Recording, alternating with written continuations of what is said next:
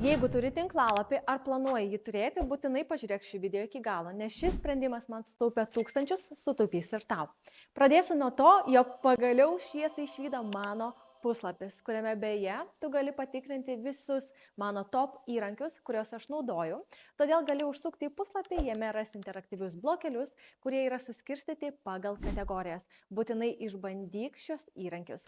Paleidus savo puslapį, jį reikia dar ir sutvarkyti. Įskiepius, SEO, Google Analyticsus, tagus ir taip toliau.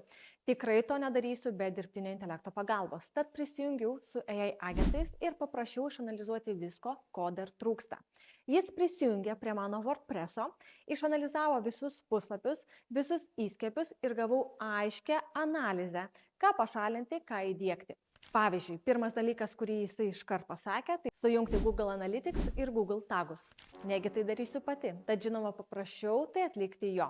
Jis vėl prisijungė prie mano sistemos ir viską atliko už mane. Vienas AI sprendimas - išsutaupyti 1000 eurų ir darbas atliktas maks per 30 minučių.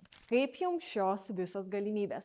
Kviečiu įdarbinti dirbtinį intelektą teisingai į savo rinkodarą, todėl junkis prie mokymų, startas jau spalio 15 dieną.